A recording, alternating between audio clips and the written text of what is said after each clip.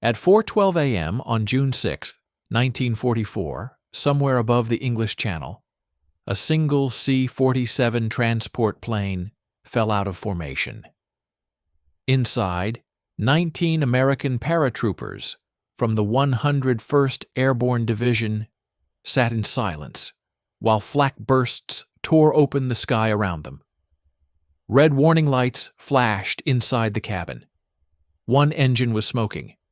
The pilot shouted over the roar of wind. They were off course, far off course. Instead of dropping behind friendly lines near Utah Beach, they were drifting directly over a heavily fortified German artillery sector near Sainte-Mère-Église. Below them waited over 300 German soldiers. Inside the plane, Staff Sergeant Daniel Carter tightened the straps on his helmet. He was 24 years old, Kansas farm boy, 2 years in the Army, no combat jumps. This was supposed to be routine: jump, rally, secure a crossroads. Instead, they were about to land in the worst possible place. At 4:18, the jump light turned green. The jump master didn't hesitate. Go! The paratroopers disappeared one by one into darkness. Carter was seventh out. The moment he hit the air, chaos erupted. Tracer rounds ripped upward from the ground. German machine guns had spotted the drop immediately. Parachutes became targets in the night sky. Carter twisted midair, trying to steer. Too late. He was drifting directly toward the courtyard of a German artillery battery. He hit hard. Not in a field. Not in hedgerows. Right in the center of enemy territory. He cut his chute instantly and rolled into shadow behind a stone wall. Gunfire erupted everywhere. He could hear screams in English and in German. Within 30 seconds of landing, Carter realized something critical. He was alone. No radio contact, no rally point, no idea where the rest of his unit had landed. Then he saw it. In the center of the courtyard stood 3 105mm artillery pieces aimed toward Utah Beach. They were already firing, each shell landing on American troops landing below. Carter counted roughly 40 German soldiers moving around the battery. Too many. But then something unexpected happened. A flare shot into the sky from the southern hedgerow, followed by American gunfire. Another paratrooper, then another. In less than 2 minutes, 5 scattered paratroopers had converged purely by instinct toward the same artillery position. They weren't a unit. They weren't organized. They were just men who had landed in the wrong place. Carter crawled toward them. One of them, a corporal named Hayes, whispered, "If we don't take those guns out, they're going to shred the beach." No artillery support. No reinforcements. 6 men against 40. At 4:26, they made the decision that would change the next 6 hours of the Normandy invasion. They charged the battery.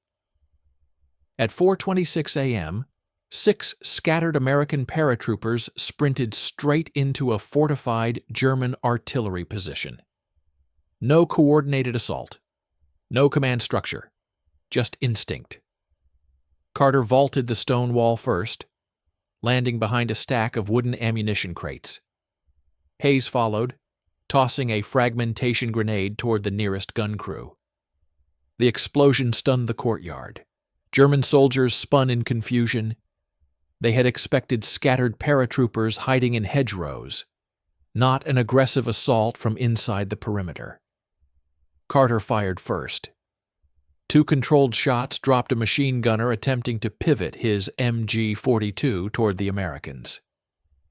Hayes reached the first 105mm gun and jammed a grenade down the barrel before diving behind sandbags.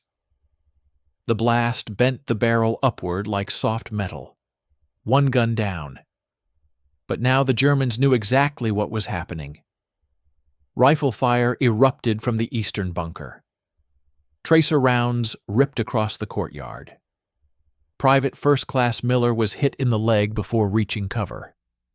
He dragged himself behind a shattered wagon wheel, still firing. Carter realized the situation instantly. If they stayed clustered, they would be cut down. He shouted one word, "Split!" 2 men rushed left, drawing fire.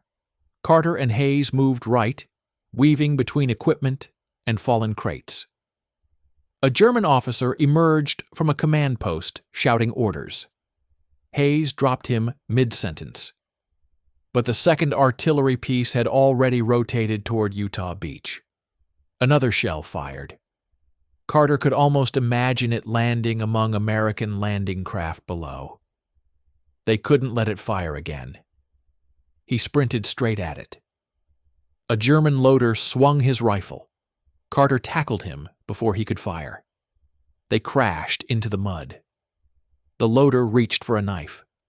Carter punched, grabbed the man's collar, and shoved him away. Hayes planted another grenade in the breach. Second gun destroyed. But the third gun crew had regrouped. This time, they weren't panicking. They were organized. MG-42 fire pinned 2 paratroopers behind sandbags. The gun chewed through wooden cover like paper. Miller, bleeding from his leg wound, shifted position and fired 3 rapid shots. The MG-42 gunner dropped. The courtyard fell into brief silence. Carter counted quickly. 6 Americans, maybe 25 Germans still active. Then headlights appeared from the northern gate. A German truck was entering the compound. Reinforcements. Carter made a decision that no training manual covered. He grabbed an abandoned German stick grenade, pulled the cord with his teeth, and ran toward the truck. Gunfire chased him. He dove beneath the vehicle and threw the grenade upward into the engine compartment. The explosion lifted the hood and shattered the windshield. The truck stalled sideways, blocking the gate. For the moment, no more reinforcements would enter. But ammunition was running low. Carter checked his bandolier. 12 rounds left. Hayes had maybe 15. Miller had fewer. And the third artillery piece was still intact. Then something even worse happened. From the tree line beyond the courtyard, a flare shot into the sky. German signal flare. They were calling in more support. Carter realized the truth. Even if they destroyed the final gun, they would be surrounded within minutes. He looked at Hayes. Hayes nodded. They both understood. There was no retreat. They would finish this, or die here. At 4:34 a.m., with ammunition nearly gone and reinforcements inbound, the 6 paratroopers charged the final artillery piece. And this time, the Germans were ready. The 3rd artillery crew didn't panic like the first 2. They had seen what happened. They were waiting. As Carter and Hayes rushed forward, a German sergeant stepped from behind the gun shield and fired a burst from his MP-40. Bullets tore through the air between them. Hayes dropped hard to the ground, rolling behind the steel carriage of the gun. Carter dove behind a sandbag pile just as another burst chewed into the dirt, where he had been standing a split second earlier. The Germans were reorganizing fast. This was no longer shock and surprise.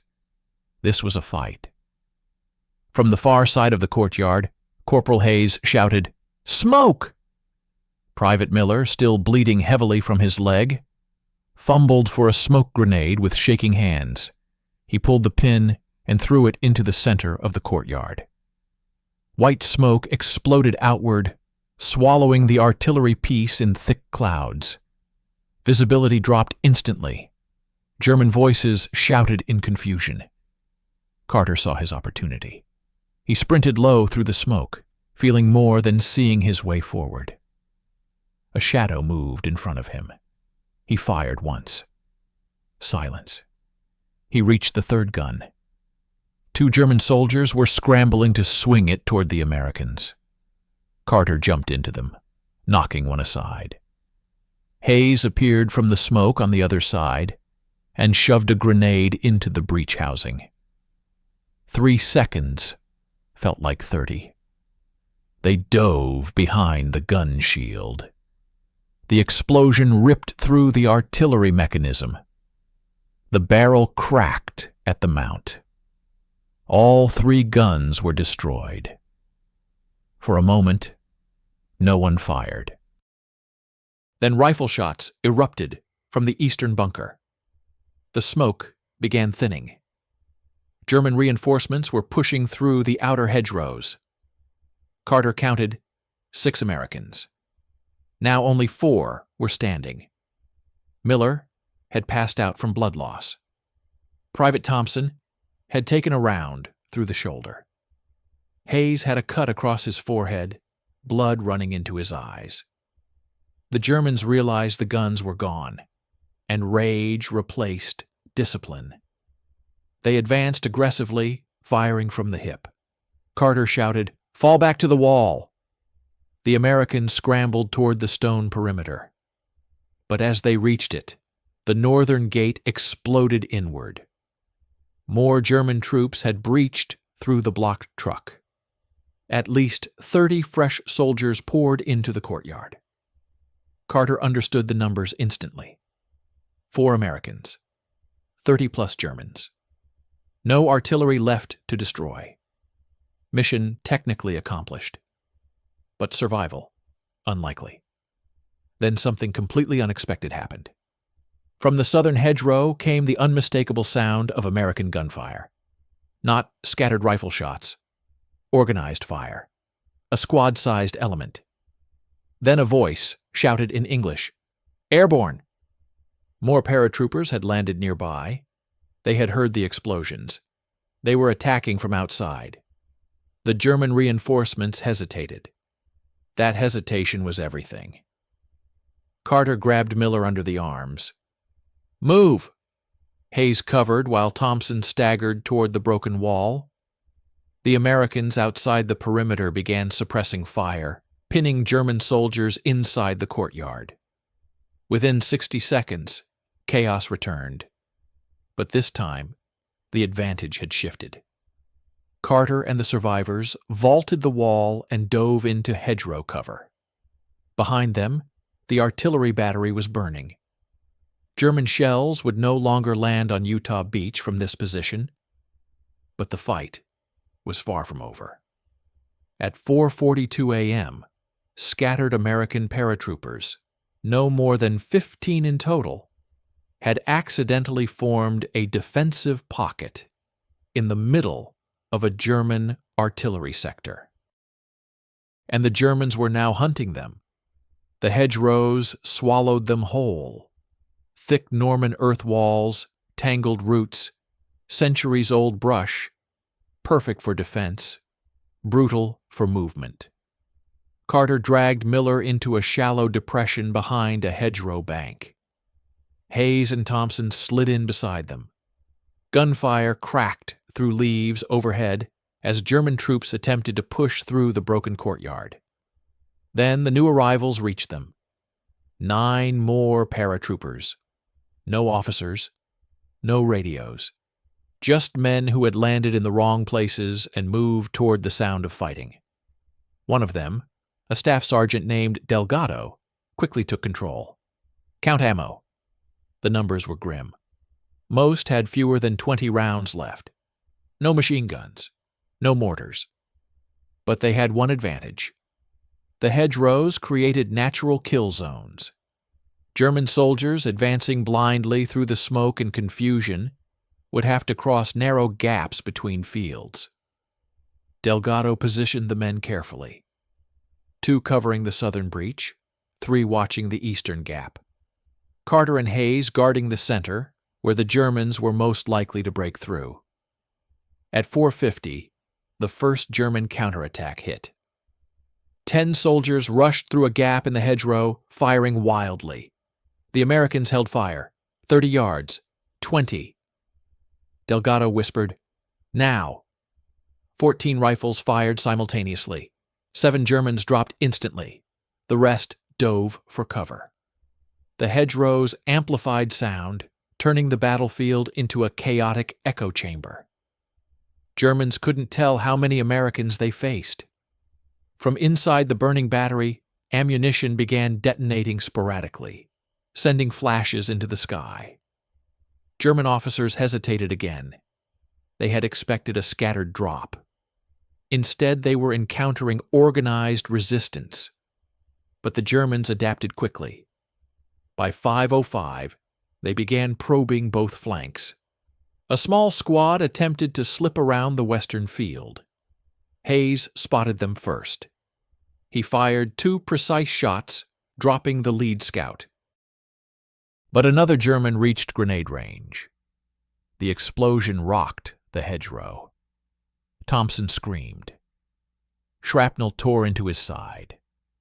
Carter pulled him back while firing blindly through the smoke. The situation was deteriorating. Ammunition was nearly gone. Miller regained consciousness briefly and tried to sit up, only to collapse again. Carter looked at Delgado. "How long?" Delgado didn't answer directly. "Until someone bigger shows up."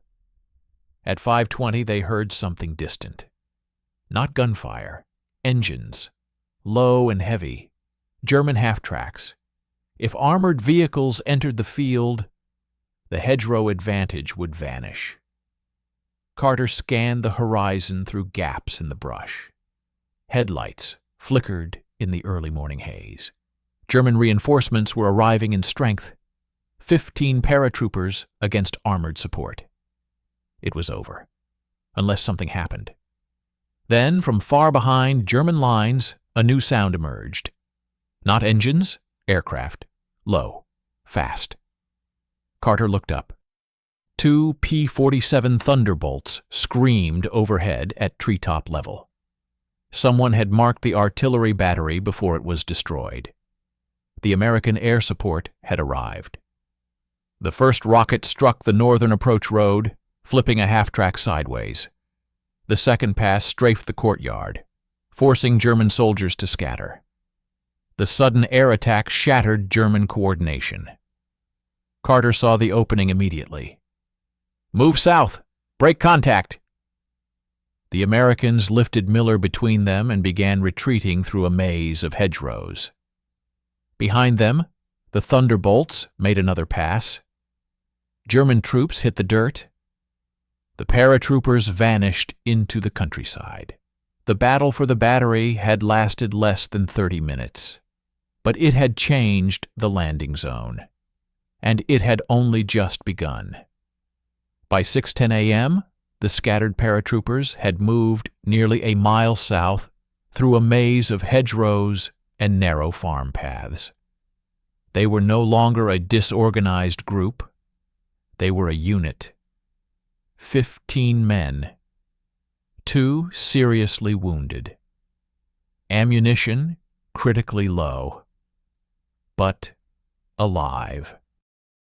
Behind them, smoke from the destroyed artillery battery drifted into the sky like a signal flare for the entire sector. German units would be hunting them now. Delgado halted the group at a sunken dirt lane bordered by thick hedgerows on both sides. The lane created a natural choke point. If Germans followed, they would have to approach single file or expose themselves climbing the banks. Carter laid Miller down against the dirt wall. Hayes tore strips from his undershirt to reinforce the field dressing on Miller's leg. "We can't keep carrying him much farther," Hayes muttered. Carter didn't answer. No one said what they were thinking. At 6:25, distant gunfire echoed from the north. Utah Beach was fully engaged now. The invasion was underway. If German armor reached the beach before American forces secured inland roads, landing troops would be trapped between artillery and counterattack. The battery they destroyed had been part of a larger defensive network. If even one more artillery site remained active in the sector, the landings would suffer. Then one of the newly arrived paratroopers, a private named Rourke, spoke up. "I saw another gun position when I was drifting in." Everyone froze. "Where?" "West, maybe half a mile, camouflaged, didn't look active yet." Delgado and Carter locked eyes. Half a mile west meant deeper into German territory. More enemy troops, less chance of survival. But if Rourke was right, that battery could still target Utah Beach. Carter asked the question nobody wanted to say out loud. "How many guns?" "2, maybe 3. Silence. 15 exhausted paratroopers. Low ammunition, 2 wounded, and possibly another battery ahead. Delgado made the call. "We go." They redistributed remaining ammunition, an average of 9 rounds per man. No heavy weapons, no radios, just rifles and grenades. At 6:42, they moved west. The hedgerows grew thicker the farther they advanced. German patrols were now visible in small groups, searching fields behind them. The Thunderbolts had disrupted reinforcements, but not eliminated them. At 7:05, Rourke stopped and crouched low. He pointed through a gap in the brush. Carter followed his line of sight. There it was, a camouflaged artillery position set inside a farmhouse orchard. 2 88mm guns, crude, loaded, aiming east, toward Utah Beach. Carter felt his pulse spike. The 88 wasn't just field artillery, it was lethal, accurate, deadly against both infantry and landing craft. And unlike the earlier battery, this one had sandbag bunkers and machine gun nests. At least 50 German soldiers. The Americans crouched behind the hedgerow, breathing hard. Hayes whispered, "We can't hit that." Carter stared at the guns, then at the sky. No aircraft, no artillery support, no reinforcements, just 15 paratroopers who had already destroyed one battery. He turned back to Delgado. "If we don't, those guns will kill hundreds on the beach." Delgado nodded slowly. No debate, no vote.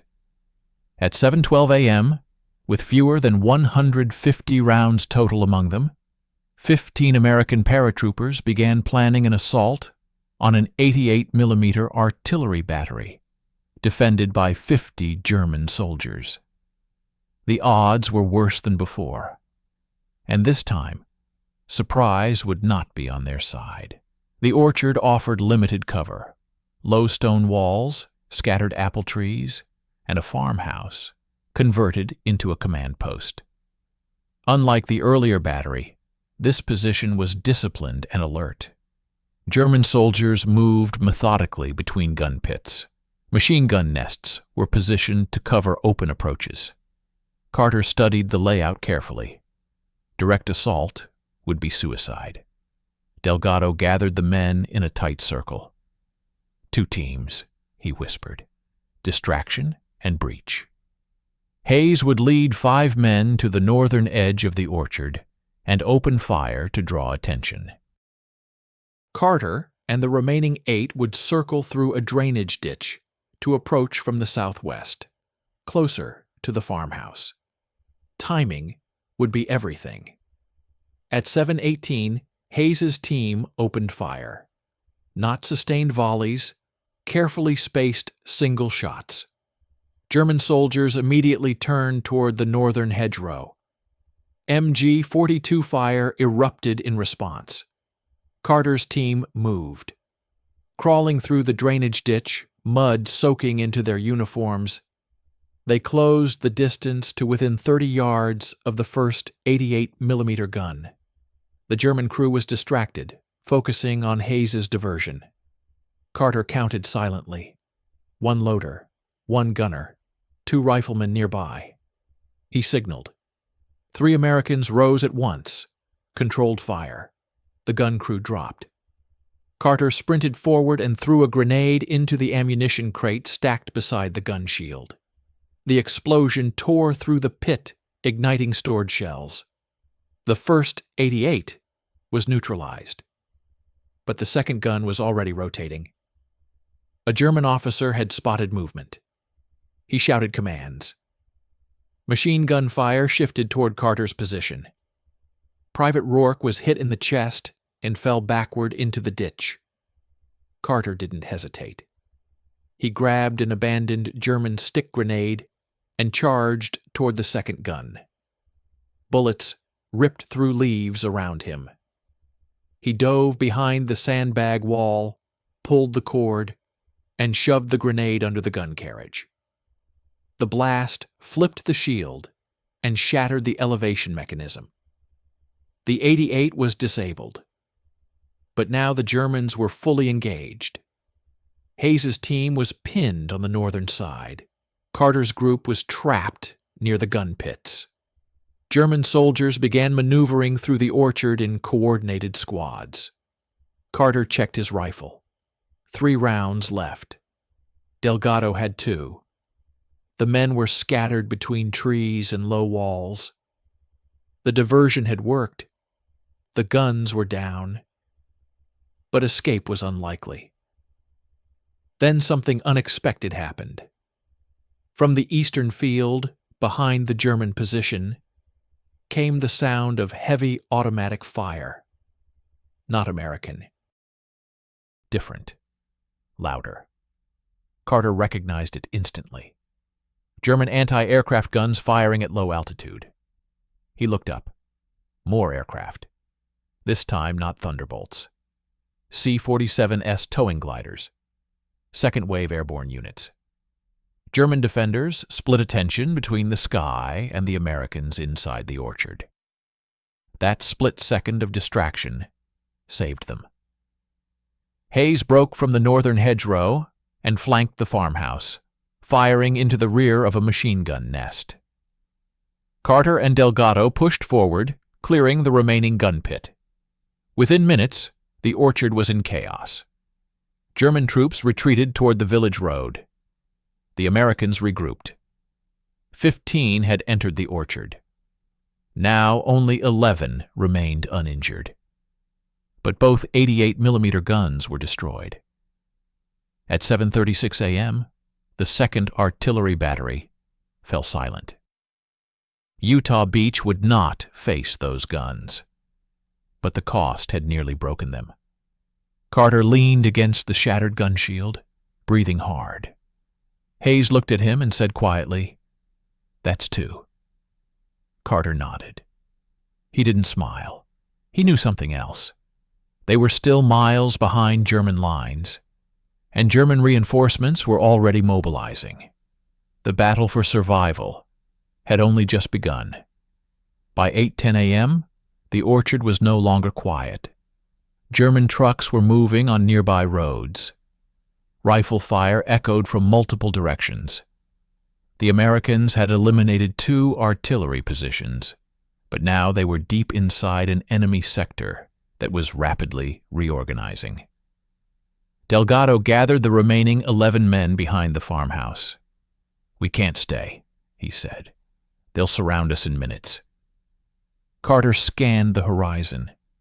Smoke columns from the beaches were visible to the east. The invasion was fully underway. American naval guns were beginning to fire inland. The front line was shifting. If they could move east, just 2 miles, they might reach advancing infantry from the beachhead. But between them and the beach lay open fields, narrow roads, and German patrols converging toward the destroyed batteries. Then Rourke, who had survived the earlier wound, spoke up weakly from the ditch. "There's a trench line behind the farmhouse. I saw it when we came in." Carter circled the rear of the building. He found it. An old drainage trench reinforced with timber beams, likely used as an ammunition supply route between gun positions. It led east. Delgado didn't hesitate. "Move the wounded first." They lifted Miller and Rourke between them and began advancing through the trench. It was narrow, barely shoulder width, but concealed from open sight. German soldiers were now reoccupying the orchard. Voices shouted in confusion as they discovered the destroyed guns.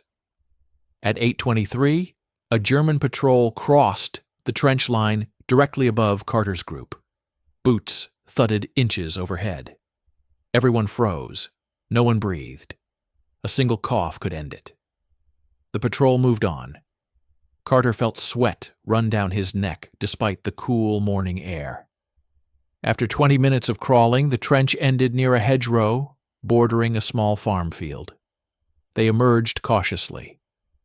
The field stretched 200 yards toward a tree line, dangerous open ground. Delgado counted ammunition again. 32 total rounds among 11 men. 1 grenade left. Carter looked at the wounded. They wouldn't survive another firefight. Then, in the distance, came a new sound. American voices. Rifle fire, but different cadence. Disciplined, organized. From the tree line east of the field, olive-drab uniforms appeared. Infantry from the 4th Division, advancing inland from Utah Beach. Carter felt a wave of relief, but it was premature. German troops had spotted them too. A squad emerged from the hedgerow behind the Americans, cutting off their approach. The paratroopers were caught in open ground between two forces. Delgado made the final call. Full sprint. No stopping. They burst from cover. German rifle fire chased them across the field. Carter fired his last 2 rounds while running.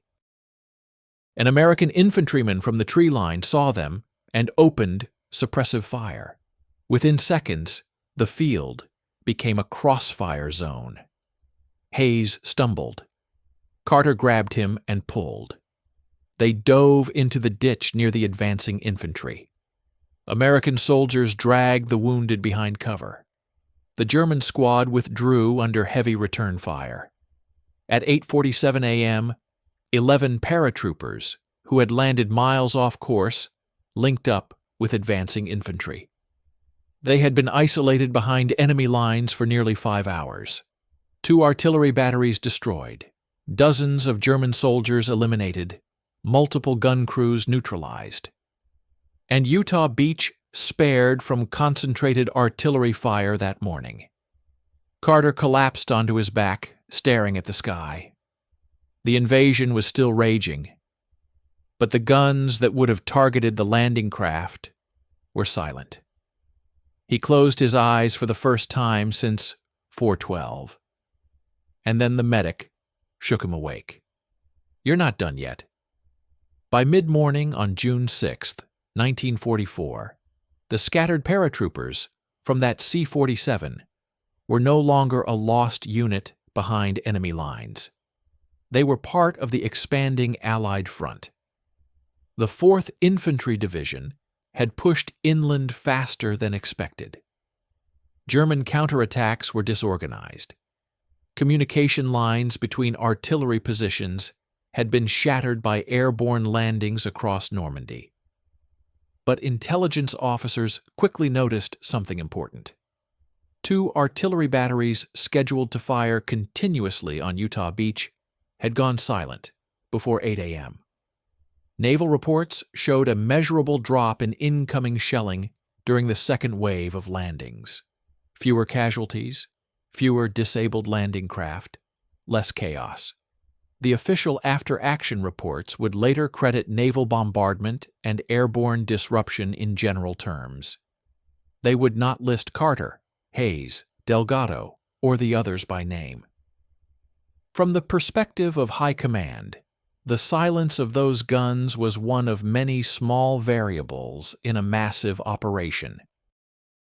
But for the infantry who came ashore that morning, the difference was personal. Fewer shells landing meant fewer bodies in the surf. By noon, Carter and the remaining members of his ad hoc group were reassigned to help secure road intersections, leading toward Sainte-Mère-Église. They fought again that afternoon, and again the next day. Normandy would not be won in hours. It would take months. Private Miller survived his leg wound. Rourke recovered. Thompson's shoulder healed enough for him to return to duty by July. Of the 19 who had boarded that C-47 before dawn, 14 would survive the campaign in France. 5 would not. Carter never forgot the courtyard. The first grenade. The moment he realized they were alone. And the moment he realized they couldn't afford to be afraid. Years later, historians reviewing unit dispersal patterns on D-Day would note how misdropped airborne units created unexpected resistance pockets behind German lines. They would analyze how small, scattered groups disrupted command networks and destroyed critical artillery sites. But they would never capture what it felt like to land in the middle of a fortified position before sunrise and decide to attack anyway. Sometimes war is planned in maps and arrows. Sometimes it is decided by 6 men charging across a courtyard because there is no other choice. The artillery at Utah Beach did not fire that morning. The landing craft reached shore, and the invasion held. The official record lists thousands of names for D-Day. Most people remember generals. Few remember the men who landed in the wrong place and chose to move forward instead of hide. But history often turns on moments like that. 4:18 a.m., a green light, a jump into darkness, and a decision made in less than 10 seconds that echoes across a battlefield. Sometimes the difference between disaster and breakthrough is simply refusing to retreat.